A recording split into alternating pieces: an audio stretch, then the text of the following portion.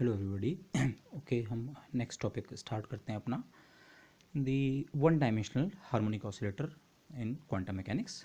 Okay, harmonic oscillator potential simply इस तरह का पोटेंशियल आपने पिछली क्लासेस में हार्मोनिक ऑसिलेशंस वगैरह में डील किया है, हाफ के एक्स स्क्वायर टाइप का हुक्स लॉ से रिलेटेड जो पोटेंशियल होता है। और यूजुअली लेकिन जिस फॉर्म को हम यहाँ पे यूज़ करेंगे वो ये फॉर्म होगी, half m omega square x square. Remember कि क्लासिकली अगर आप हार्मोनिक ऑसिलेटर को सॉल्व करें तो जो फ्रीक्वेंसी निकलती है उसकी omega classical, that comes out to be root k by m. तो यहाँ से आप के जो है स्प्रिंग कांस्टेंट जिसे आप नॉर्मली कहते हैं, उसको आप ओमेगा ऑसिलेशन फ्रीक्वेंसी के टर्म में एक्सप्रेस कर सकते हैं, एम टाइम्स ओमेगा स्क्वायर। तो वही वाला एक्सप्रेशन यहाँ पे सब्स्टिट्यूट करें तो हम ये वाली फॉर्म यूज़ करेंगे। Both are equivalent but this would be much easier to use.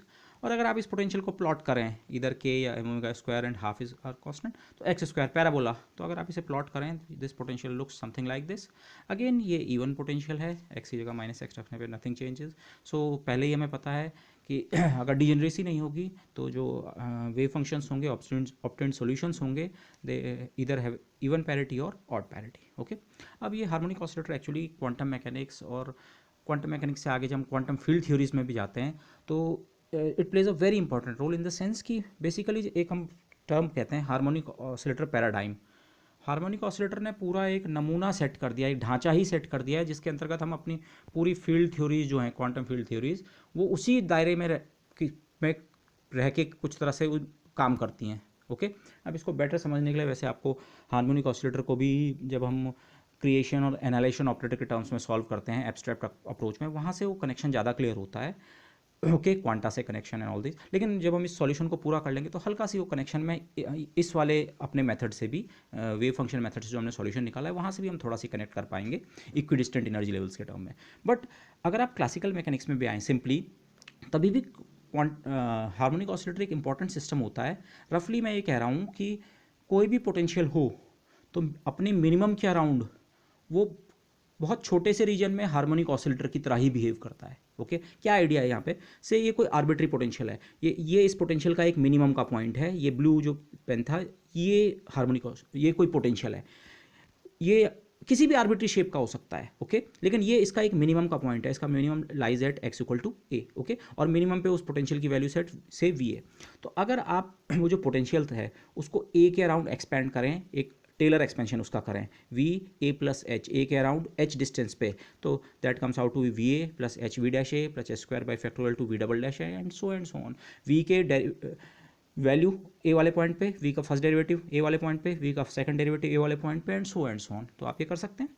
अब ये जो हमने एक्सपेंशन किया है किसी आर्बिट्री पॉइंट के अराउंड नहीं किया है, ए हम कह रहे हैं एक पोटेंशियल का, उस पर्टिकुलर पोटेंशियल का मिनिमम का पॉइंट था। तो मिनिमम और मैक्सिमा की मैथमेटिकल कंडीशन होती है, उस पॉइंट पे फर्स्ट डेरिवेटिव कितना होता है, जीरो। तो जो ये टर्म है ये इस एक्सपेंशन में खत्म हो जाता है, वी डैश ए कितना है, जीरो। और वी ए जो है, ये वी ए खुद उस पॉइंट पे पोटेंशियल की वैल्यू है, तो ये ओवरऑल एक कांस्टेंट होगा। तो ये जो एक्सपेंशन है इसमें जो फर्स्ट टर्म है ये किसी कांस्टेंट के बराबर है। और ये पॉइंट मैंने कई बार रिट्रीट किया है कि the absolute value of potential has no sense. जो फिजिकली इंपॉर्टेंट रेलिवेंट क्वांटिटी होती है वो होता है पोटेंशियल डिफरेंस। तो अगर ये कांस्टेंट रहे या न रहे इससे हमारे डिस्कशन पे कोई फर्क नहीं पड़ने वाला है। तो you can think of it is कि हमने इसको भी जीरो बना दिया। बेसिकली यहाँ पे हम कर क्या रहे हैं, अगर आप इसे और थोड़ा प्रॉपर सोचें, इनिशियली आपका कोऑर्डिनेट सिस्टम इस तरह का था, एक्स एक्सिस यहाँ पे से, और ये जो पोटेंशियल था आप यहाँ से नाप रहे थे। अब आपने अपना कोऑर्डिनेट सिस्टम, ये जो ब्लैक लाइन्स हैं ये बना दिया है, एक्स एक्सिस आपने यहाँ शिफ्ट कर दी है और आपका जो वाई एक्सिस है वो यहाँ पे शुरू हो रही है, आपका ओरिजिन यहाँ से यहाँ शिफ्ट हो गया है। तो एक्स एक्सिस के अलॉन्ग आप डिस्टेंसेस जीरो से नहीं नाप रहे हैं, ए से नाप रहे हैं, ए प्लस एच, ए से कितना आगे या पीछे। ओके, और सिमिलरली पोटेंशियल्स को आप इस लेवल से नहीं नाप रहे हैं वी ए के रिस्पेक्ट में, तो वी ए को जो कांस्टेंट वैल्यू है उस पॉइंट पे नेगलेक्ट कर सकते हैं। तो अब आप देखिए behaviour, we A plus H का बिहेवियर किस तरह का है, कांस्टेंट वाला टर्म, ये टर्म वैनिश हो गया क्योंकि हम मिनिमम पे हैं। और अगर एच हमारा सफिशिएंटली स्मॉल है, if H is very very small, तो एच स्क्वायर के मुकाबले एच क्यूब बहुत छोटा होगा। तो जो अगर मैं हायर टर्म्स को ड्रॉप कर दूं, अब सवाल ये है लेकिन एच कितना छोटा होना चाहिए, वो केस टू केस डिफर करेगा। बट हर केस में आप एक एच ऐसा ढूंढ सकते हैं, एच की ऐसी लिमिट ढूंढ सकते हैं कि उस एच तक ये टर्म इसके मुकाबले छोटा ही है। ऐसा आप ये सोच सकते हैं वी ट्रिपल डैश ए हो सकता है वी डबल डैश ए के मुकाबले बहुत ज़्यादा हो, माना ये केवल 1 हो न्यूमेरिकली और ये 10 पावर 5 हो, कोई बात नहीं, आप एच को 10 पावर -5 ले लीजिए, एच को आप 10⁻⁵ लेंगे, एच स्क्वायर स्मॉल लेकिन एच क्यूब तो और भी स्मॉल, तो ये टर्म इसके मुकाबले क्या होगा, नेग्लिजिबल। तो उस लिमिट में मैं पोटेंशियल को केवल ऐसे लिख सकता हूँ, again constant is unimportant, V dash upon a function के डबल डेरिवेटिव की वैल्यू उस पॉइंट पे upon factorial 2, this is some constant times h square. H हमारा डिस्टेंस वेरिएबल है अब एक्स की तरह, तो जो पोटेंशियल है उसका nature very near a point of minimum some constant into x square, harmonic oscillator potential. तो यही रिजल्ट मैंने आपको शुरू में कहा, कहने की कोशिश की थी, अपने मिनिमम के अराउंड कोई भी पोटेंशियल जो है वो किसी छोटे रीजन तक वो डेफिनेटली हार्मोनिक ऑसिलेटर पोटेंशियल की तरह बिहेव करता है। अपार्ट फ्रॉम आप सर्टेन पैथोलॉजिकल केसेस ले सकते हैं, माना उसका यही डेरिवेटिव उस पॉइंट पे जीरो हो गया एंड सो ऑन, तो उन केसेस में, but otherwise near it's minimum any potential behaves like a harmonic oscillator potential. इसको अगर आप ग्राफिकली समझने की कोशिश करें, रफली आइडिया ये है, माना ये आपका कोई पोटेंशियल है, माना ये ग्राफ हार्मोनिक ऑसिलेटर का नहीं है, पैराबोलिक नहीं है ये, लेकिन अगर आप इस पॉइंट के अराउंड जूम करें और ज़्यादा जूम करें और ज़्यादा जूम करें, तो जब आप इसको बहुत इनलार्ज करके देखेंगे इस शेप को, तो बाद में ये शेप जैसी भी बने, लेकिन आप पाएंगे कि इस मिनिमम के अराउंड छोटे से रीजन में ये शेप एक पैराबोला से कोइंसाइड कर रही है। तो ये हमारे रिजल्ट जो था उसका ग्राफिकल मीनिंग ये है। But now let's move on towards the solution. As usual हम वन डायमेंशन में श्रोडिंगर इक्वेशन हम यहाँ से स्टार्ट कर रहे हैं इस फॉर्म से, जहाँ के स्क्वायर हमारे लिए होता है 2m/h² times E minus we. इस समय v का एक्सप्रेशन हमारा ये है, मैं ये वाला एक्सप्रेशन यूज़ करूँगा again, half m omega square x square. तो इसको अगर मैं अपनी श्रोडिंगर इक्वेशन में सब्स्टिट्यूट करूँ तो इक्वेशन ये बन गया, एनर्जी वाला टर्म ये है और पोटेंशियल एनर्जी मैंने ये सब्स्टिट्यूट किया दिस, और सिंप्लीफाई होकर ये इक्वेशन ये आ गई, side double dash plus 2me/h² minus m square omega square over h² times x square psi equal to 0। आप यहाँ देखिए, ये फर्स्ट टर्म में तो सारी चीज़ें ही कांस्टेंट हैं, 2me, ये एक अननोन है लेकिन जब निकलेगा that would be constant, h cross constant. यहाँ अपार्ट फ्रॉम एक्स स्क्वायर ये सब कुछ कांस्टेंट है, m mass of the particle, omega angular frequency, classical angular frequency of the oscillator, तो ये जो अगर हमें k के टर्म में दिया होगा तो ओमेगा भी हमें नोन है, so this is known, h cross, तो दिस इज कांस्टेंट। ओके, अब यहाँ पे हम एक बहुत ऐसा आइडिया इंट्रोड्यूस करेंगे, आगे भी हम इसको बार बार यूज़ करते रहेंगे, वो आइडिया है डायमेंशनलेस वेरिएबल्स का और डायमेंशनलेस डिस्टेंस वेरिएबल। यहाँ पे जो हमारा डिस्टेंस वेरिएबल है वो बेसिकली x है, x के साथ पोटेंशियल का ये नेचर है, x के साथ x ओरिजिन से कितनी दूर है हम उसे रिप्रेजेंट कर रहा है, लेकिन x की डायमेंशंस हैं लेंथ की। हम यहाँ पे एक ऐसा वेरिएबल इंट्रोड्यूस करेंगे जो लेंथ मेजर करने का काम तो करेगा, डिस्टेंस या डिस्प्लेसमेंट या लेंथ को मेजर करने का, लेकिन वो क्वांटिटी डायमेंशनलेस होगी। इनफैक्ट आप याद कीजिए पिछले पोटेंशियल वेल में k इंटू ए टाइप की या कापा इंटू ए टाइप की क्वांटिटीज़ हमारे पास आई थी और वो डायमेंशनलेस थी। ओके, तो वैसा ही कुछ आइडिया है, लेकिन इस समय वो क्वांटिटी हमारी लेंथ मेजर करने के काम आएंगी। कैसे इसको इंट्रोड्यूस करते हैं, एक्चुअली ये फैक्टर आप जो देख रहे हैं m square omega over h cross square, आप डायमेंशनल एनालिसिस से भी इसकी डायमेंशन निकाल सकते हैं, लेकिन मैं दूसरे तरीके से खट से यहाँ पे एस्टिमेट कर सकता हूँ।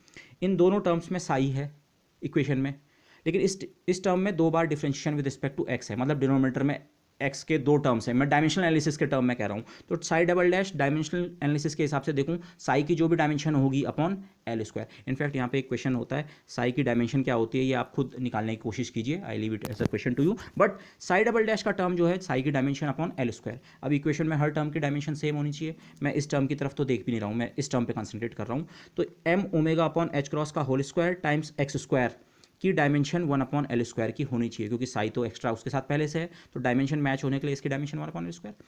एक्स स्क्वायर को आप यहाँ ले जाएं, वो अपने साथ खुद L² डायमेंशन लेके आता है, तो कुल मिला के m omega upon h cross time का स्क्वायर की डायमेंशन 1/L4, लेंथ की 4 डायमेंशंस इन द डिनोमिनेटर होनी चाहिए।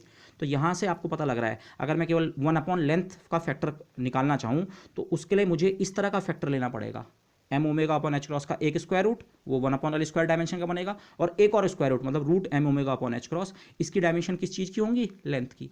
तो अगर मैं अब इस फैक्टर को से x से मल्टीप्लाई करूँ, ये एक कांस्टेंट है, दिस इज सम कांस्टेंट, ये कांस्टेंट हमारी प्रॉब्लम से ही में गिवन है, इसे हम कहते हैं, यहाँ पे एक लेंथ स्केल हमें प्रॉब्लम में ही दे रखा है। ओके, तो ये जो डिस्टेंस वेरिएबल है इनवर्स लेंथ है, बट इसको अगर मैं x से मल्टीप्लाई करूँ तो वो जो नई क्वांटिटी बनेगी वो होगी डायमेंशनलेस। तो अब से इस क्वांटिटी को root m omega upon h cross को, इस कांस्टेंट का नाम मैंने अल्फा रख दिया है। आप थोड़ा नोटेशन पे केयरफुल रहें, कुछ बुक्स या कुछ सोर्सेज में विदाउट स्क्वायर रूट वाले एम ओमेगा और h क्रॉस को अल्फा लिखा होगा, तो करस्पॉन्डिंगली आप चेंज कर लें, but for me root m omega upon h cross कितने के बराबर है, अल्फा। और तब मैं ये कह रहा हूँ, अब मैं x की जगह जो डिस्टेंस वेरिएबल यूज़ करूँगा वो होगा जाई मैंने डिफाइन किया है this constant alpha times x। देखो डिस्टेंस वेरिएबल का आइडिया क्या है, एक्स की डायमेंशन लेंथ की थी, लेकिन अल्फा की डायमेंशन 1 लेंथ की है, तो जाई डायमेंशनलेस बना। लेकिन इसके बावजूद जहाँ पे एक्स जीरो है वहाँ पे जाई भी जीरो होगा, जहाँ पे एक्स ज़्यादा है वहाँ पे जाई ज़्यादा होगा, जहाँ पे एक्स किसी पर्टिकुलर एक्स से दुगना है वहाँ पे जाई भी दुगना होगा, क्योंकि अल्फा क्या है, एक कांस्टेंट फैक्टर। तो आप डिस्टेंसेज मेजर करने के लिए जाई को भी मेजर कर सकते हैं। तो यही आइडिया है। अब हम जो अपना डिस्टेंस वेरिएबल यूज़ करेंगे, या आप ऐसे कहें इंडिपेंडेंट वेरिएबल जो हमारा एक्स था यहाँ पे, वो अब हम एक्स के बजाय जाई को यूज़ करेंगे, जहाँ जहाँ और एक्स में ये रिलेशन है। इन रिलेशंस को मैंने यहाँ साइड में भी नोट कर रखा है, क्योंकि इन चीज़ों की हमें बार बार जरूरत पड़ेगी, क्योंकि ये जो सॉल्यूशन है ये स्टेप बाय स्टेप प्रोसीड करेगा। पहले हम इक्वेशन को एक स्लाइटली बेटर फॉर्म में लाएंगे डायमेंशनलेस वेरिएबल्स के टर्म में, फिर हम एसिम्प्टोटिक बिहेवियर चेक करेंगे, और फिर हम सीरीज सॉल्यूशन पे जाएंगे। तो मैं इनको सब्स्टिट्यूशन जो है उनको मैं साइड में नोट कर रहा हूँ। तो मैं ये सब्स्टिट्यूशन अगर करूँ तो अब मुझे पूरी इक्वेशन में से एक्स वेरिएबल को एलिमिनेट करके उसे जाई के टर्म में लिखना है। तो सबसे पहली चीज़ तो आप देखिए side double dash. Side dash या डबल डैश का अभी तक मतलब है differentiation with respect to x. तो अब साई डैश एक्स माना first derivative psi dash x होता तो d psi by d x, और साई की जगह आप वेरिएबल जाई इंट्रोड्यूस कर रहे हैं तो चेन रूल आप इंट्रोड्यूस करें, d psi by d x की जगह d psi by d xi and d xi by d x. और d xi by d x लेकिन बहुत सिंपल फैक्टर है, यहाँ से आप देखें जाई का differentiation with respect to x is simply the constant alpha. तो alpha times d psi by d xi. Differentiation with respect to x differentiation with respect to xi से रिप्लेस हो जाएगा सीधे सीधे, लेकिन एक अल्फा का फैक्टर आ जाएगा। और मैंने यहाँ पे नोटेशन का थोड़ा अब्यूज़ किया है, लेकिन इट विल हेल्प अस। अब हम एक्स वेरिएबल को छोड़ के जाई वेरिएबल में जा रहे हैं, तो अब फिर से मैं डिफरेंशिएशन विद रिस्पेक्ट टू जाई को भी डैश से ही दिखाऊंगा। अभी तक मेरे डैश का मतलब था differentiation with respect to x, क्योंकि जो साई था उसको हम एक्स का फंक्शन ट्रीट कर रहे थे। अब हमारा साई जाई का फंक्शन है, हमारे इंडिपेंडेंट वेरिएबल जाई पे शिफ्ट हो गया है, तो फिर से साई डैश का मतलब वही है डिफरेंशिएशन, लेकिन डिफरेंशिएशन का वेरिएबल कौन है अब, जाई। ओके, लेकिन दोनों में रिलेशन क्या है, पुराना वाला differentiation with respect to x is equal to नया वाला differentiation with respect to xi multiplied by alpha. और ये स्टेप आप 2 बार करें, साई डबल डैश में आप चेक करेंगे तो आपको अल्फा के 2 फैक्टर मिलेंगे। तो उस चीज़ को मैंने ऐसे लिखा है, जो पुराना साई डबल डैश था differentiation with respect to x, वो नया psi double dash differentiated with respect to the new distance variable xi, लेकिन साथ में अल्फा स्क्वायर एक्स्ट्रा आ जाएगा। तो इसको अगर मैं अब इस इक्वेशन में सब्स्टिट्यूट करूं अपनी श्रोडिंगर इक्वेशन में, तो फर्स्ट टर्म बन जाता है alpha square Sai double dash function of जाई, प्लस सेकंड टर्म को मत छेड़ो 2me by H cross square. और ये टर्म जिस तरह से हमने इसको सब्स्टिट्यूट किया था अल्फा इतना, तो ये अल्फा पावर 4 है, alpha power 4 x square Sai.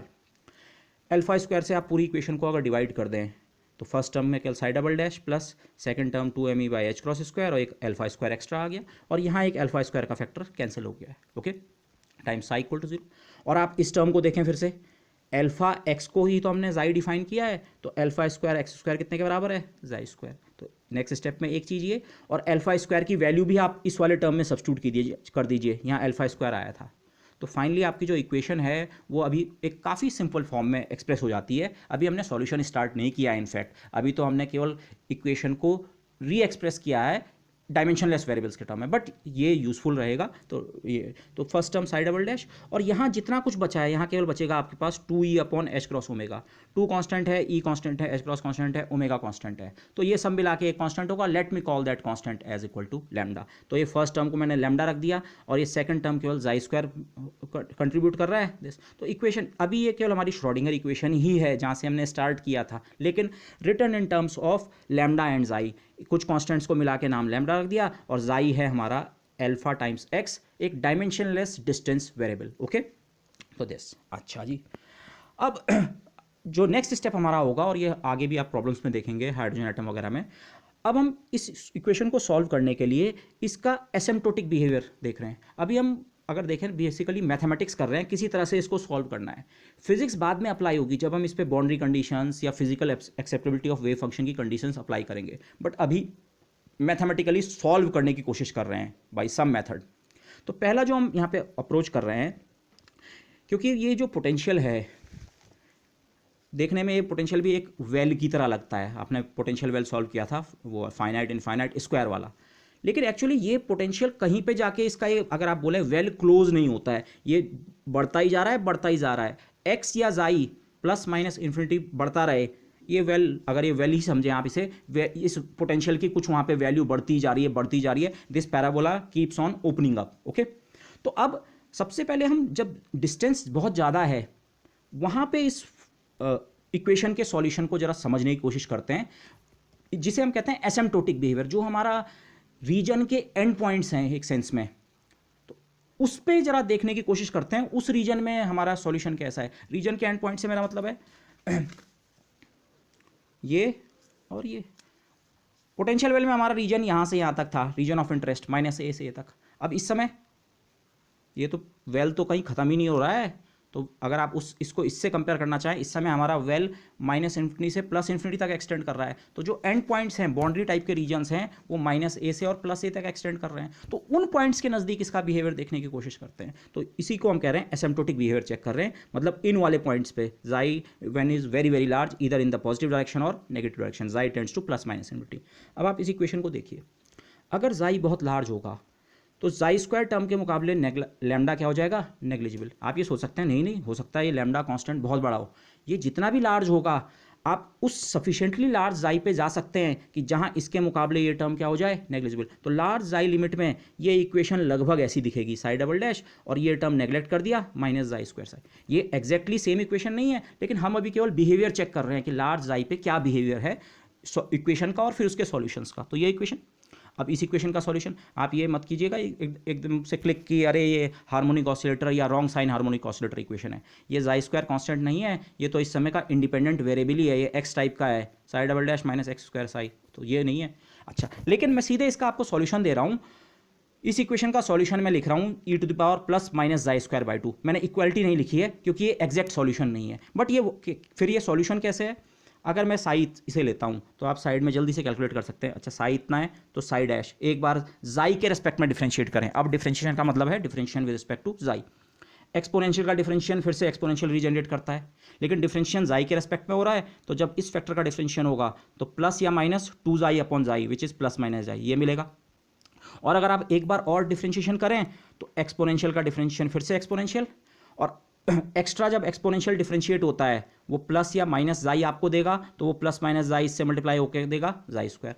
लेकिन अब की बार इस फैक्टर का भी डिफरेंशिएशन होगा +- जाई का, इसका डिफरेंशिएशन +-1 एक्सपोनेंशियल रीजनरेट दिस, तो एक्सपोनेंशियल इसीलिए मैंने कॉमन लिखा था दिस। अब ये मैं कह रहा हूँ ये इस इक्वेशन को सेटिस्फाई कर रहा है, ये और ये एक ही बात है। क्यों? अगेन हम इस रीजन में बात कर रहे हैं व्हेन जाई is very large at large distances from the origin either on the positive side और ऑन द नेगेटिव साइड। तो जब जाई स्क्वायर वेरी लार्ज है तो उसके मुकाबले आप +1 या -1 को नेग्लेक्ट कर सकते हैं। तो अगर आपने वो नेग्लेक्ट कर ही दिया तो साई डबल डैश किसके बराबर है, जाई स्क्वायर e⁻+-जाई²/2। e⁻+-जाई²/2 को मैंने साई कहा है, तो Sai double dash is equal to जाई स्क्वायर साई। ये इक्वेशन यही तो कह रही है, तो यही तो सॉल्यूशन है। तो एसिम्प्टोटिक रीजन में हमें सॉल्यूशन का आइडिया मिल गया कि सॉल्यूशन क्या है, ये है वेव फंक्शन का नेचर इस प्रकार का है। Instead of let me saying the solution, मैं क्या कहता हूँ, एसिम्प्टोटिक रीजन में हमारे वेव फंक्शन का नेचर इस तरह का होगा।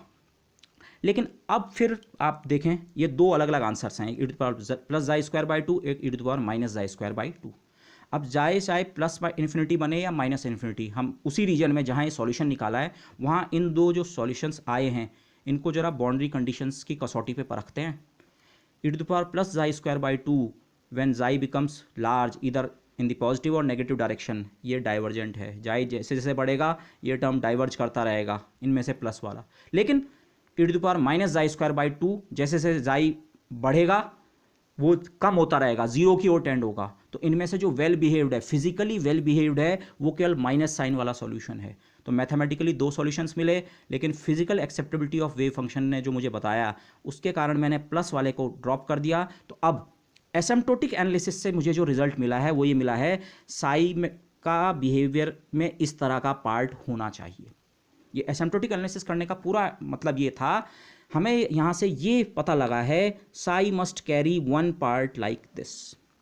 तो अब पूरा साई कैसा होगा, तो पूरा साई हम सपोज कर रहे हैं टोटल साई जो है उसमें ये पार्ट तो है ही e⁻−जाई²/2, ये वाला पार्ट तो है ही, और साथ में जाई का कुछ और फंक्शन अभी बचा है, पूरी तरह हमने डिटरमिन नहीं किया है, ये एसिम्प्टोटिक रीजन में किया है और वो भी अप्रॉक्सीमेटली किया है। तो ये पार्ट तो है लेकिन उसके साथ कुछ और पार्ट भी है, सम फंक्शन ऑफ जाई। ओके, तो अब हमारा काम निकाल रहेगा ये एफ निकालना। ये एफ निकल आएगा तो मेरा पूरा साई कंस्ट्रक्ट हो जाएगा। ओके, तो बेसिकली हमने यहाँ पे इसके एसिम्प्टोटिक सॉल्यूशन का बिहेवियर का एजुकेटेड गेस करके उस पार्ट को सॉल्यूशन में से अलग कर दिया है, मतलब ये तो रहेगा ही, अब मुझे केवल एफ पता करना है। So this is what we are doing. लेकिन आप यहाँ पे एक चीज़ नोट कर लीजिए, अभी तक ये वाला पार्ट जो हमारा डिटरमिन हुआ है e⁻⁻² वो इवन है, इवन फंक्शन है। अब आप डिस्टेंस वेरिएबल एक्स के बजाय जाई सोचें तो जाई को की जगह माइनस जाई रखें, इस पार्ट पे कोई फर्क नहीं पड़ता है। ओके, तो ये फंक्शन का ये पार्ट क्या है, इवन।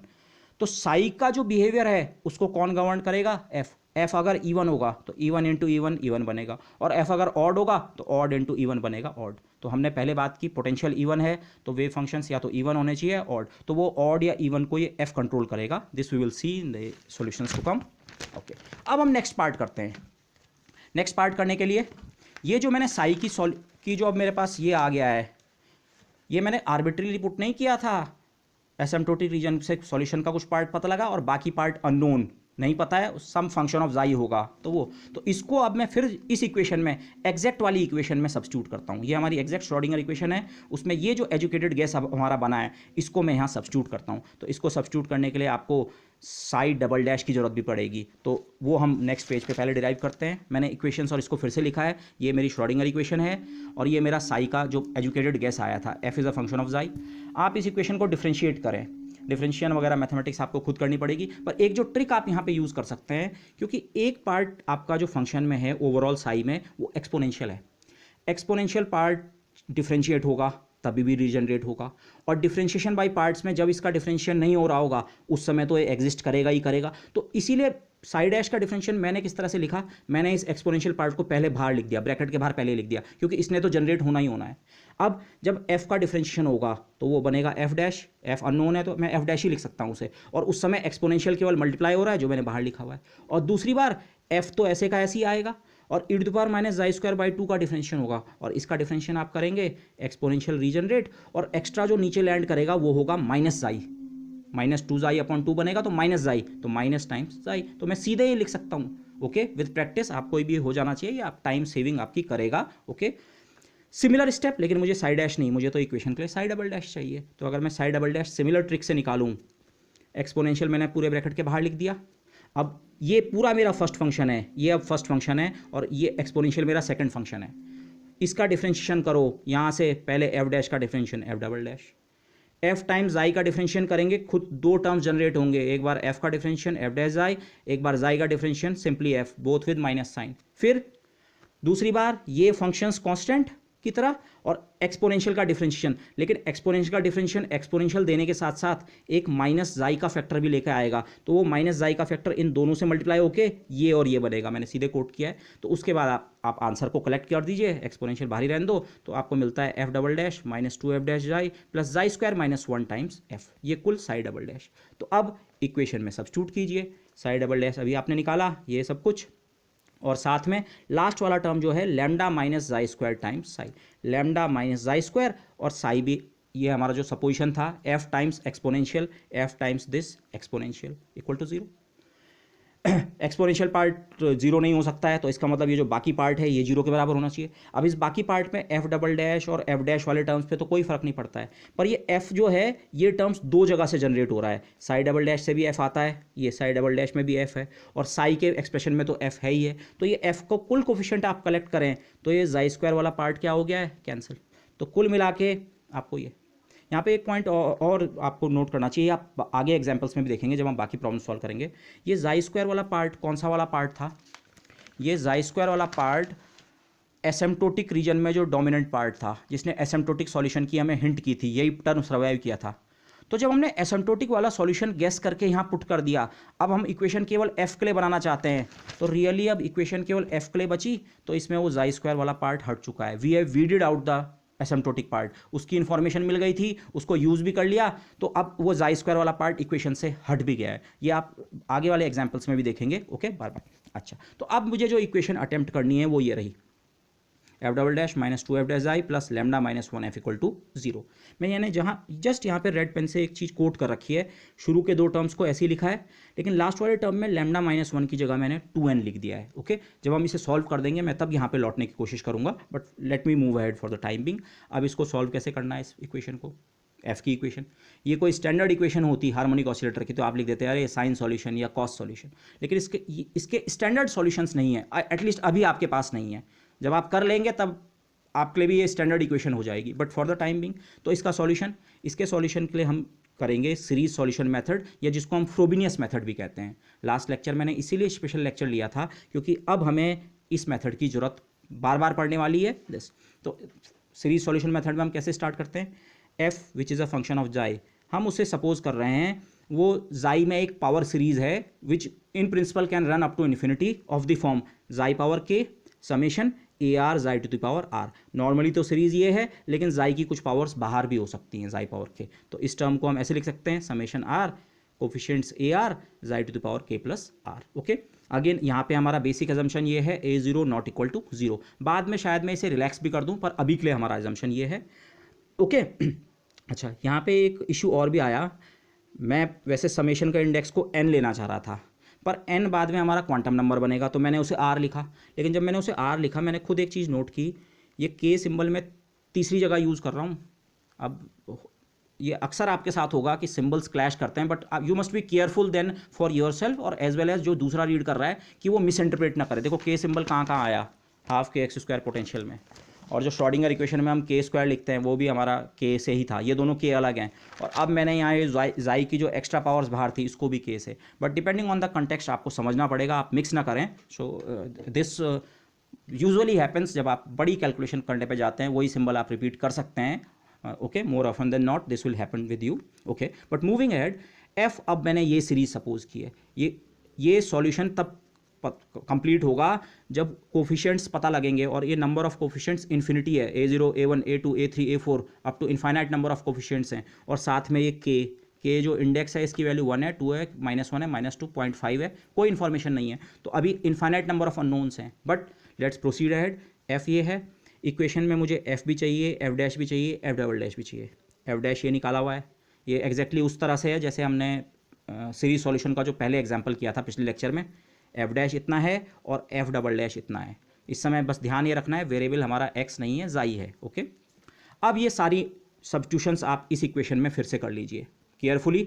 सबसे पहले एफ डैश का टर्म, एफ डैश वाला टर्म पूरा मैंने सीधे कॉपी कर दिया।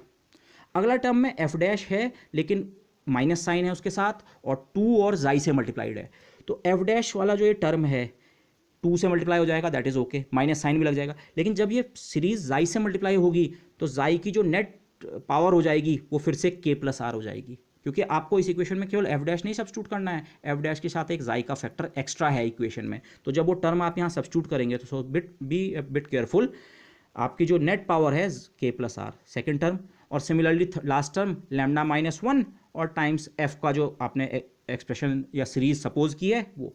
तो 3 समेशन है, मैं समेशन का इंडेक्स मैंने ड्रॉप कर दिया है। Summation is always implied running from 0 to infinity. Okay, तो ये 3 और राइट हैंड साइड में 0। अब इस इक्वेशन में आप देखिए, अभी तक तो आपके पास 3 समेशन है, 3 सीरीज हैं, लेकिन इस सीरीज में जाई की पावर के प्लस आर -2, इसमें के प्लस आर हो चुकी है। ये टर्म अगेन मैं रिपीट कर रहा हूँ, ये एफ डैश से आया था जिसमें के प्लस आर -1 होता है, लेकिन एक जाई से बाहर से एक्स्ट्रा मल्टीप्लिकेशन था, तो ओवरऑल पावर क्या बनी, के प्लस आर। और लास्ट वाले टर्म में भी जाई की पावर कितनी है, के प्लस आर। तो इन दोनों समेशन सीरीज को आप एक ही साथ इकट्ठा कर सकते हैं, इसीलिए मैंने रेड पेन से अंडरलाइन कर रखा था।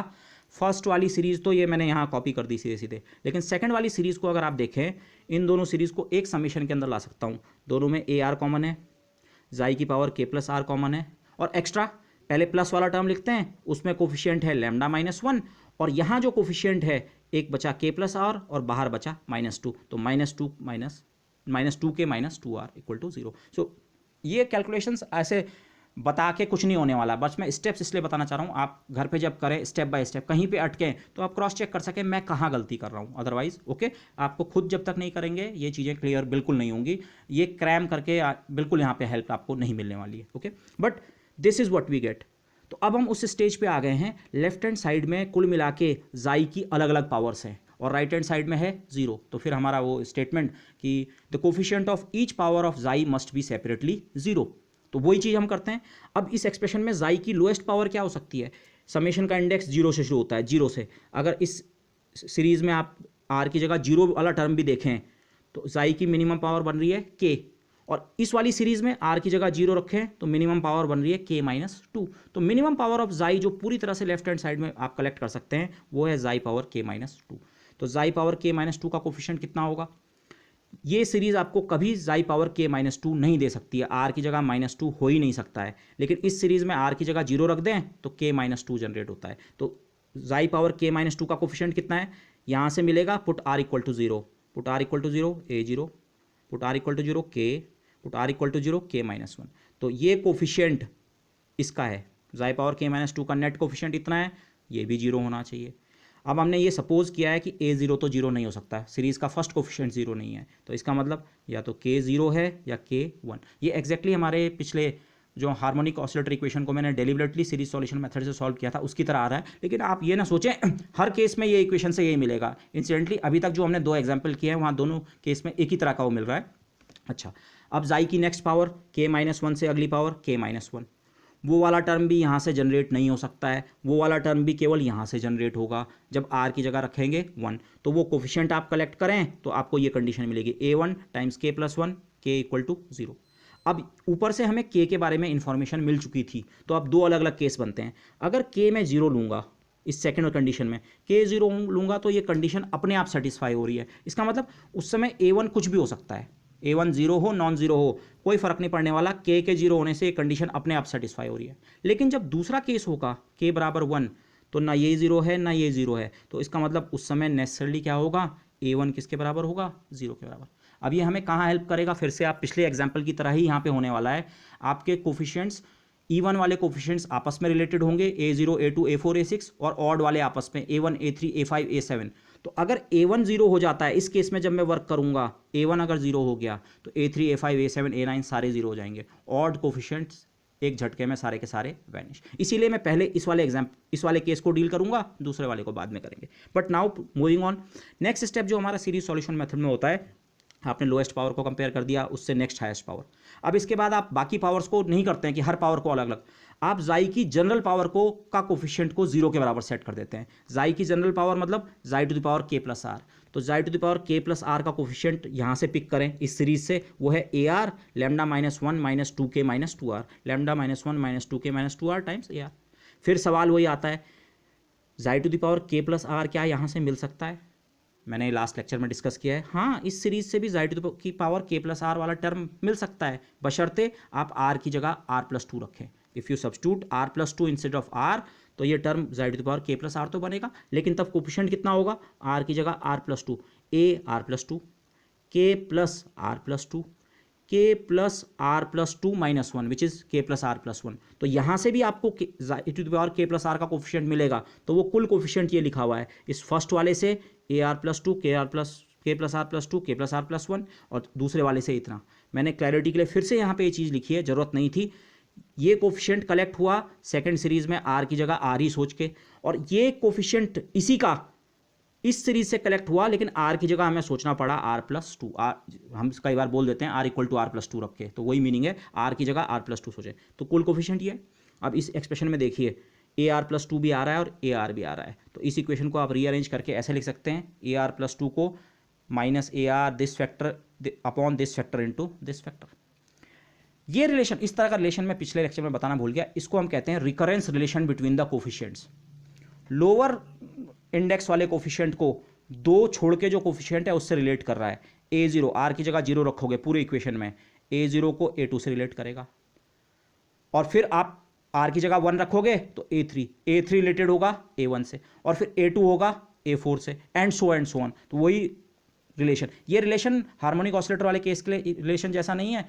हार्मोनिक ऑसिलेटर, अब आप कंफ्यूज ना करें, यहाँ पे हम हार्मोनिक ऑसिलेटर पोटेंशियल को प्रॉब्लम सॉल्व कर रहे हैं, और जब मैं हार्मोनिक ऑसिलेटर अभी कह रहा था उसका मतलब सीरीज सॉल्यूशन मेथड से जो हमने क्लासिकल हार्मोनिक ऑसिलेटर की इक्वेशन को सॉल्व किया था, ठीक है, ये क्लासिकल हार्मोनिक ऑसिलेटर की है या तो लेकिन बेसिक फीचर वही है, a0 a2 a4 a6 आपस में रिलेटेड हैं, a1 a3 a5 a7 आपस में रिलेटेड हैं। तो जैसे मैंने अभी कहा, जब मैं k equal to 1 case pick करूंगा तो a1 0 हो जाएगा। तो पहले मैं इसीलिए इस केस को डील करूंगा, क्योंकि जैसे ही a1 0 होगा तो ये रिलेशन मुझे बताता है, रिकरेंस रिलेशन बताता है, a3 a5 a7 सबके सब क्या हो जाएंगे, खत्म।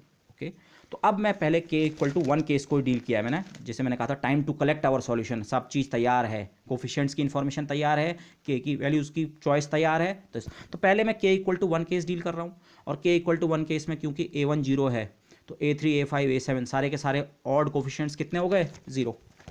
इवन कोफिशिएंट्स कैसे निकलेंगे, इवन कोफिशिएंट इस वाले रिलेशन से निकलेंगे, इससे, लेकिन इस रिलेशन को हम सिंप्लीफाई और कर सकते हैं इस समय, क्योंकि k की वैल्यू हमने फिक्स कर दी है कि k इक्वल टू 1 केस पे वर्क कर रहे हैं, तो k की जगह आप 1 अगर यहाँ रख दें तो ये एक्सप्रेशन सिंप्लीफाई होके जो बनता है वो ये बन गया AR+2। रिकरेंस रिलेशन जो है AR+2 को जो AR से रिलेट करता है वो ये है, साथ में फैक्टर एक माइनस साइन बाहर, lambda -3 - 2r over r+3 r+2। इससे आप केवल इवन कोफिशिएंट्स निकालेंगे। आप ऑड के लिए ट्राई कर सकते हैं, लेकिन ऑड वाला जब a1 0 हो गया तो a3 a5 a7 सीधे सीधे 0, तो वो इवन वाले r की जगह 0 रखो, a0 को a2 से रिलेट करेगा, a2 को a4 से, और फिर a4 को फिर a0 के टर्म में लिखेंगे जैसे हमने पहले किया था। तो अगर वो स्टेप्स आप यहाँ पे करें, इस एक्सप्रेशन में r को इवन वैल्यूज़ देते रहें 0 2 4, तो सबसे पहले आपको a2 मिलेगा जो कि a0 से इस तरह से रिलेटेड है। a4 आप निकालेंगे, a4 का रिलेशन आपको a2 से मिलेगा, लेकिन उसमें ये वाला रिलेशन फिर से यूज़ करो तो a4 का एक्सप्रेशन आपको a0 के टर्म में भी मिल जाएगा, तो दिस। और फिर आप a6 भी सिमिलरली निकालिए। ओके, आप इन सारे एक्सप्रेशन में देखिए a2 भी a0 के टर्म में है, a4 भी a0 के टर्म में, a6 भी a0 के टर्म में, लेकिन उसके साथ जो मल्टीप्लाइंग फैक्टर्स और डिनोमिनेटर के फैक्टर्स हैं वो बड़े सिमेट्रिकल हैं। यहाँ लैम्डा -3 और नीचे फैक्टोरियल 3, यहाँ लैम्डा -3 के साथ लैम्डा -7, 4 का अंतर अपॉन फैक्टोरियल 5, अगले में लैम्डा -3 लैम्डा -7 लैम्डा -11, 4 4 4 का अंतर। ओके, 4 के ही अंतर पे आ रहे हैं, और फैक्टोरियल पहले में 3 है, अगले में 5 है, अगले में 7। तो आप यहीं से गेस कर सकते हैं a8 जो होगा, अगला इवन कोफिशिएंट कितना होगा, माइनस प्लस माइनस, तो उसका साइन प्लस होगा, times a0 lambda -3 lambda -7 lambda -11 lambda -15 और अपॉन फैक्टोरियल 9। तो सारे इवन कोफिशिएंट्स आपको मिल चुके हैं a0 के टर्म में। तो अब इन वैल्यूज़ को सॉल्यूशन में रखने का टाइम आ गया है। सॉल्यूशन हमारा क्या था, मैं उसको साइड में मैंने यहाँ पे लिख दिया है। जो हमने सॉल्यूशन सीरीज सपोज की थी, सीरीज सॉल्यूशन मेथड के शुरू में, वो थी f इज इक्वल टू जाई पावर k समेशन AR जाई पावर r। हम k इक्वल टू 1 केस में वर्क कर रहे हैं, तो जब मैं सॉल्यूशन रिकंस्ट्रक्ट कर रहा हूँ k की जगह 1 जाई पावर 1, और बाकी a0 जाई 0 प्लस a2 जाई 2, a1 a3 a5 0 हैं, तो केवल इवन कोफिशिएंट्स a0 जाई 0 से, a2 जाई 2 से, a4 जाई 4 एंड सो ऑन मल्टीप्लाइड होके सीरीज। a2 a4 a6 की वैल्यू आप निकाल चुके हैं, उनको आप सब्स्टिट्यूट कीजिए इस इक्वेशन में। जाई की एक पावर बाहर, this this this this this this this, तो इट अपीयर्स मैथमेटिकली आपका काम हो चुका है। आपका f का आंसर, हमारा जो अप्रोच थी वो यही थी, एसिम्प्टोटिक पार्ट अलग करने के बाद f के लिए एक इक्वेशन मिली थी, उस इक्वेशन को किसी तरह सॉल्व करना था। f मिल गया तो हमारा वेव फंक्शन बन चुका है, बट नॉट सो फास्ट, अभी काम पूरा नहीं हुआ है। अभी एक बहुत सीरियस इशू है। सीरियस इशू ये है, ये सीरीज कन्वर्जेंट नहीं है।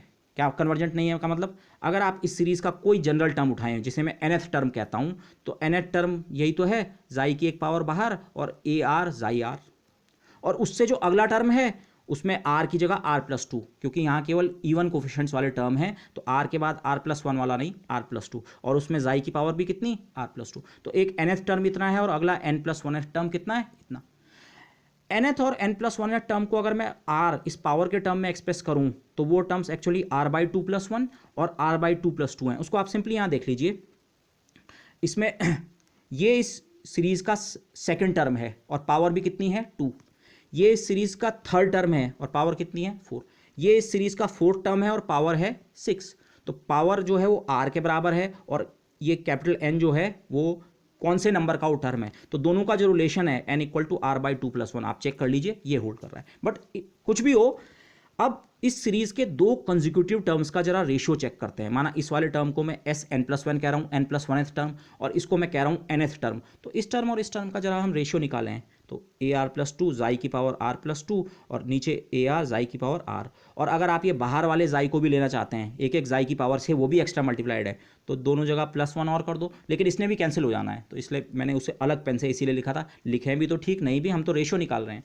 तो ये रेशियो आप कैसे निकालेंगे, सिंप्लीफाई जाई की पावर्स का, तो रेशियो सिंपली जाई स्क्वायर है, एक टर्म से अगले टर्म पे जाई जाने पे जाई 2 पावर इंक्रीज करता है, क्योंकि ये इवन सीरीज है। ओके, केवल इवन सीरीज बची है, तो जाई पावर 4 के बाद जाई पावर 6 टर्म आता है, जाई पावर 20 के बाद जाई पावर 22, तो जाई की पावर में तो इतना चेंज होता है रेशियो में। लेकिन A R plus 2 upon A R, ये जो आपने रिकरेंस रिलेशन निकाला था बिटवीन कोफिशिएंट्स, इस ए आर को यहाँ ले आओ ना, ये कोफिशिएंट्स का रेशियो ही तो है। तो A R plus 2 upon A R की वैल्यू मैं यहाँ से सीधे सीधे नोट कर लूँगा, तो वो रही है वैल्यू। ओके, एफ के सॉल्यूशन में 2 कंसेक्यूटिव टर्म्स के सीरीज का रेशियो ये है। लेकिन अब हम इस रेशियो को एग्जामिन करते हैं for large value of r, second और थर्ड टर्म नहीं, और फोर्थ और फिफ्थ नहीं, माना 1000वां और उससे अगला वाला टर्म या 10,000वां, in principle when r is very very large. तो अगर आर हमारा बहुत लार्ज है तो ऊपर न्यूमरेटर देखिए 3 एक कांस्टेंट है और स्मॉल नंबर है, लैम्डा लार्ज हो सकता है, पर हम आर को चाहे कितना भी लार्ज ले सकते हैं। सीरीज का 1000वां टर्म, उससे काम नहीं चल रहा, 50,000वां टर्म ले लो, आप आर को इन्फिनिटी तक ले जा सकते हैं। तो in the limit of large r, lambda और 3:2 के मुकाबले क्या है, नेग्लिजिबल। तो जो बिहेवियर है in the limit when r tends to infinity, large r limit में जो इस सीरीज का के टर्म्स का रेशियो है, न्यूमरेटर में जो सर्वाइविंग टर्म है वो केवल बचेगा -2r, और एक माइनस पहले से है 2r।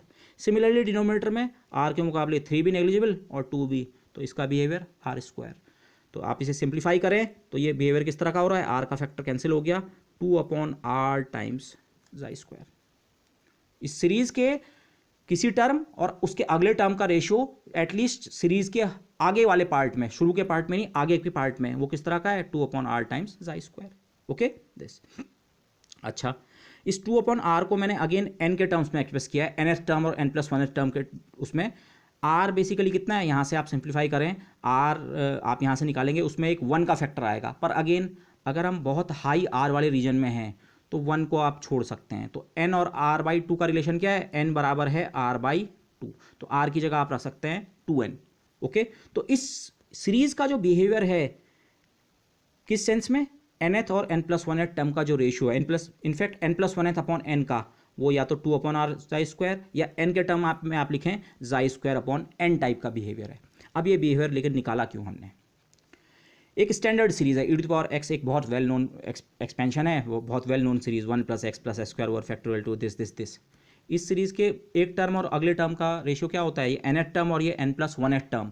यहाँ पे इस स्टैंडर्ड सीरीज में इनके टर्म्स का रेशियो क्या होता है, x की पावर तो 1 बढ़ती है, ये आपने नेक्स्ट टर्म को पिछले वाले से डिवाइड किया तो x की तो केवल 1 पावर बढ़ती है, और फैक्टोरियल्स पे जब आप डिवाइड करते हैं तो केवल n+1 बचता है। लेकिन अगेन अगर हम इस सीरीज में भी हायर जो टर्म्स हैं उनमें रेशियो देख रहे हैं तो n इतना लार्ज होगा कि उसके मुकाबले 1 को छोड़ सकते हैं। तो ये रेशियो किस प्रकार का है, x/n टाइप का। एक्सपोनेंशियल सीरीज जो है उसमें कंसेक्यूटिव टर्म्स का ratio for high values of n basically x/n type का होता है। अब x की जगह अगर आप जाई स्क्वायर ले लें, अगर आप e⁻ जाई स्क्वायर की सीरीज लेते तो उसके लिए वो रेशियो किस प्रकार का बनता, जाई स्क्वायर अपॉन n। e⁻x के लिए रेशियो x/n, तो e⁻ जाई स्क्वायर के लिए रेशियो कैसा हो जाएगा, जाई स्क्वायर बाई n। n मैंने यहाँ स्मॉल यूज किया, यहाँ कैपिटल, लेकिन n बेसिकली कॉन्स्टेंट टर्म का रेशियो आप ले रहे हैं, केवल वही बता रहा है सीरीज का nth टर्म। ओके, तो इस वेल नोन सीरीज e⁻x या e⁻ जाई स्क्वायर जो कि एक वेल नोन सीरीज है, इसके अगल बगल के 2 टर्म्स का रेशियो इट गोज लाइक जाई square by n for large n। अब जो हमें f की सीरीज मिली थी इसका भी यही बिहेवियर है, तो इसका मतलब लार्ज n के लिए हमारी जो f सीरीज है उसका बिहेवियर e⁻ जाई स्क्वायर वेल नोन सीरीज के जैसा है। तो क्या आप ये वाला बिहेवियर अपने f में इसको आप कबूल कर सकते हैं, क्या ये एक्सेप्टेड है, चेक करिए आप। टोटल वेव फंक्शन हमने ये सपोज किया था, ये f के साथ ये वाला फैक्टर, ये अगेन ध्यान कीजिए इस फैक्टर के साथ मैथमेटिकल सॉल्यूशन में प्लस माइनस दोनों पार्ट आए थे। प्लस वाला पार्ट क्यों ड्रॉप किया था, डाइवर्जेंट है वो इन्फिनिटी पे, इसीलिए केवल माइनस वाला लिया। अब f का बिहेवियर आपको खुद पता लग रहा है, f खुद शायद e⁻ जाई स्क्वायर की तरह बिहेव करेगा हायर ऑर्डर पे। तो अगर आप f का वो बिहेवियर यहाँ रखें, अच्छा f e⁻ जाई स्क्वायर और e⁻ जाई स्क्वायर बाई 2 से मल्टीप्लाई, तो ओवरऑल साई का बिहेवियर कैसा बन रहा है, फिर से e⁻ प्लस जाई स्क्वायर बाई 2 टाइप का। एफ का जो यहाँ से सीरीज एनालिसिस ने जो मुझे बताया, उसने बताया एफ की सीरीज डाइवर्जेंट है और एफ की सीरीज का बिहेवियर भी e⁻² टाइप का है। तो हमारी एफ की सीरीज तो डाइवर्ज कर ही रही है, पर एफ के डाइवर्जेंस से फिर भी समस्या नहीं थी अगर साई डाइवर्जेंट नहीं होता। पर आप साई को देखिए, साई है एफ e⁻² तो उसका बिहेवियर फॉर लार्ज जाई कैसा हो जाएगा, e+½ प्लस जाई स्क्वायर यहाँ से आया -2 एसिम्प्टोटिक बिहेवियर से पता लगा था, मल्टीप्लाई करके बिहेवियर कैसा है e+² और इसको तो हम पहले ही नकार चुके थे। अगर पहले नहीं भी नकारा होता, इस स्टेज पे आप देख रहे हैं ये तो डाइवर्जेंट है फिर से, तो ये तो एक प्रॉब्लम हो गई। This is a serious problem. इतनी मेहनत करके ये एफ निकाला और ये एफ ऐसा लग रहा है ये किसी काम का नहीं है, ये तो डाइवर्जेंट है। डाइवर्जेंट सॉल्यूशंस वेव फंक्शन नहीं हो सकते हैं, हम तो वेव फंक्शन सॉल्यूशन निकाल रहे हैं, तो this is a very serious problem. अब इसका तरीका क्या है, इसको हम नेक्स्ट दूसरे वाले केस में और डिटेल में करेंगे, k=0 केस में। बट यहाँ पे मैं जस्ट आपको बता सकता हूँ हम बचने का तरीका हमारा क्या होने वाला है। दिक्कत ये है, ये सीरीज डाइवर्जेंट तब होती है अगर ये इन्फिनिटी तक रन हो जाए, क्योंकि इसके हायर और हायर टर्म्स में जो हैं वो लार्जर और लार्जर हो रहे हैं, डाइवर्जेंस उस कारण से हो रहा है।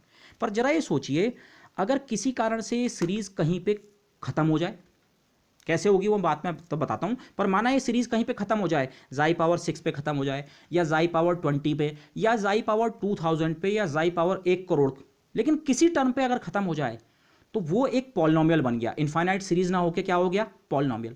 और पॉलिनोमियल की वैल्यू फाइनाइट होती है, जाई कितना भी लार्ज हो जाए पॉलिनोमियल क्या रहेगा, फाइनाइट। केवल जाई=∞ को छोड़ के बाकी जगह जो फंक्शन है पॉलिनोमियल वो क्या होता है, वेल डिफाइंड।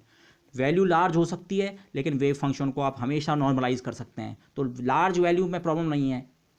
इनफाइनाइट बिहेवियर में, डाइवर्जेंट बिहेवियर में प्रॉब्लम होती है, तो पॉलिनोमियल्स के साथ कोई दिक्कत नहीं है। लेकिन पॉलिनोमियल बनने के लिए ज़रूरी होगा कि कहीं पे जाके ये सीरीज़ क्या हो जाए, जिसे हम बोलते हैं या तो कट ऑफ बोलते हैं या टर्मिनेट बोलते हैं, सीरीज़ कहीं पे चॉप हो जाए। अचानक ये पूरी सीरीज़ लिखी आपने, उसे कहीं पे काट दिया, उस सीरीज़ को कहीं पे काट दिया है, लेकिन वो काटने का काम मैथमेटिकली कैसे होगा, आप ऐसा सोचिए। ये सीरीज़ ये थी, A0 कोफिशिएंट था, A2 था, A4 था, A6 था, A8 था।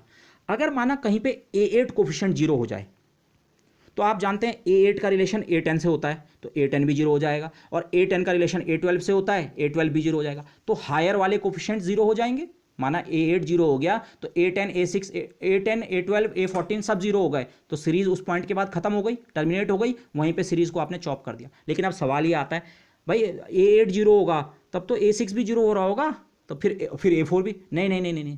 थोड़ा इसको केयरफुली एनालिसिस करते हैं यहाँ पे। माना आप R की जगह 6 रख के एनालिसिस करें, ये बनेगा A6 और ये बनेगा A8। अब आप अभी तक ये सोच रहे हैं अच्छा A8 तो A6 पे डिपेंड करता है, तो जब A6 0 होगा तभी A8 0 होगा। पर ऐसा भी तो हो सकता है A6 तो नॉन जीरो हो, ये टर्म तो नॉन जीरो हो, पर आपने उस समय R की जो पर्टिकुलर वैल्यू रखी है उसके लिए अगर ये टर्म 0 हो जाए तो अगर A6 तो नॉन जीरो हो लेकिन उस समय R की वैल्यू हमने 6 रखी है, 6 रख के टर्म कितना बनता है, λ-3 - 6 × 2 12 15। ये न्यूमरेटर जो है ये टर्म λ-15 बनता है। माना हमारा लैम्डा ठीक 15 के बराबर हो तो ये टर्म बनेगा A8 बनेगा -A6 टाइम्स λ-15 और डिनोमिनेटर में कुछ। तो अगर ठीक लैम्डा मेरा 15 के बराबर हो तो A6 तो 0 नहीं है, पर A8 कितना हो जाएगा, 0। और जैसे ही A8 0 हुआ तो A10 A12 A14 A16 सारे हायर कोफिशिएंट्स E1 वाले भी अब खत्म हो जाएंगे, तो सीरीज़ केवल कुछ टर्म्स तक हमारी सर्वाइव करेगी पॉलिनोमियल, और पॉलिनोमियल डाइवर्जेंट नहीं होता है। That is very very good. इस चीज़ को आप इस बिहेवियर में और बहुत क्लियरली देख सकते हैं। यहाँ माना लैम्डा बराबर 3 हो एग्जैक्टली, और लैम्डा के अंदर आप लोग ध्यान कीजिए, पीछे जो मैंने लिखा था लैम्डा के अंदर हमारा ई छुपा हुआ है। लैम्डा था 2E/h×ω, तो apart from constants lambda basically energy को कैरी कर रहा है अपने अंदर। तो अगर लैम्डा बराबर 3 हो, माना हमारी किस्मत अच्छी रही लैम्डा बराबर 3 है, तो इस टर्म में λ-3 आ रहा है और इसमें भी λ-3 आता है न्यूमरेटर में और इसमें भी। तो अगर लैम्डा ठीक 3 के बराबर है, ये टर्म खत्म, ये टर्म खत्म, ये टर्म, और जो हमने आगे के टर्म नहीं लिखे उन सब में भी λ-3 है, तो ये इनफाइनाइट सीरीज जो अभी तक थी खत्म हो गई। सिंपली कितने के बराबर, जाई टाइम्स A0। लेकिन ऐसा कब होगा, लैम्डा कितना होना चाहिए, 3। लैम्डा बराबर 2 के लिए काम नहीं करेगा, ठीक 3 होना चाहिए। अच्छा, 3 के अलावा और चॉइसेस भी हैं। अगर लैम्डा ठीक 7 के बराबर हो तो ये टर्म जीरो नहीं होगा, ये भी जीरो नहीं होगा, 7 माइनस 3 4 होता है, ये टर्म भी सर्वाइव करेगा। पर लैम्डा अगर 7 है तो ये टर्म और उसके आगे के सारे टर्म खत्म हो रहे हैं। यही चीज़ को मैं कह रहा था, ये A0 है, ये A2 है, A0 और A2 तो बचे रहे, पर A4 A6 A8 खत्म होने लग गए। केवल किस कारण से? लैम्डा इक्वल टू 7 के कारण। और लैम्डा की अलग वैल्यू मतलब एनर्जी की अलग वैल्यू। नेक्स्ट लेक्चर में हम इसको डिटेल में डिस्कस करेंगे, पर ये बेसिकली हमें एनर्जी का क्वांटाइजेशन मिल रहा है। पूरा सॉल्यूशन, पूरी सीरीज आप लेके साथ नहीं चल सकते हैं। पूरी सीरीज लोगे तो डाइवर्जेंट हो जाएगी, सीरीज को कहीं पे टर्मिनेट होना पड़ेगा। टर्मिनेट होने का मैथमेटिकल तरीका होगा, लैम्डा की वैल्यू कुछ खास वैल्यूज पे रिस्ट्रिक्ट हो जाए। लैम्डा या तो 3 हो तभी भी चल जाएगा, 3 ना हो तो 7 हो, 7 होगा तो सीरीज यहां तक चलेगी, यहां तक। 7 ना हो 11 हो जाए तो ये टर्म भी जिंदा रहेगा, 11 ना हो 15 हो जाए एक और टर्म आ जाएगा। बट लैम्डा आप देख रहे हैं इस पैटर्न को फॉलो करना चाहिए। ओके, तो ये लैम्डा की अलाउड वैल्यूज जो है वो रिस्ट्रिक्ट हो चुकी है, और लैम्डा बेसिकली एनर्जी है, तो मतलब एनर्जी का क्या हो चुका है? क्वांटाइजेशन। नेक्स्ट लेक्चर में इसको प्रॉपर मैथमेटिकली करेंगे, बट मैं यहाँ पे आपको केवल वे आउट बताना चाह रहा था, कैसे करके आप यहाँ से निकल सकते हैं। डाइवर्जेंट एफ मिला, लेकिन वो डाइवर्जेंट सीरीज को इन्फिनिटी तक मत जाने दो, उसे किसी तरीके से चॉप करो, और चॉप करने का तरीका ये है, लैम्डा को क्वांटाइज, इस सेंस में क्वांटाइज कर दो तो एनर्जी का क्वांटाइजेशन आपको मिलता है। और एक और पॉइंट यहाँ पे नोट करें, ये सीरीज जिस भी टर्म तक अब जाएगी ये इन्फिनिटी तक नहीं जाएगी, फिजिकल सॉल्यूशन के लिए इन्फिनिटी तक रन नहीं करेगी, किसी फाइनाइट पावर तक जाएगी। लेकिन उसके बावजूद ये इवन सीरीज नहीं है, ये ऑड सीरीज है। ऑड क्यों है? ऑड पैरिटी है इस फंक्शन की, क्योंकि जाई की एक पावर बाहर वेट कर रही है। तो ये फर्स्ट टर्म बिना जाई पावर का नहीं है, एक पावर, और ये 2 पावर का नहीं है, ये 3 पावर का है, और ये 4 नहीं 5, तो this is an odd function. Okay, तो मैंने वो बात वहां पे कही थी पीछे, एफ का बिहेवियर में या तो ऑड या इवन बिहेवियर देखने को मिलना चाहिए। तो ये पर्टिकुलर एफ जब ये चॉप हो जाएगा तो ये हमारा बनेगा ऑड पॉलिनोमियल। ओके, तो अभी मैं इसे यहीं पॉज करूंगा, नेक्स्ट लेक्चर जो होगा उसमें इसको कंप्लीट करेंगे सॉल्यूशन को, और कुछ और प्रॉपर्टीज जो हैं सॉल्यूशन की वो डिस्कस करेंगे। Okay, thank you everybody.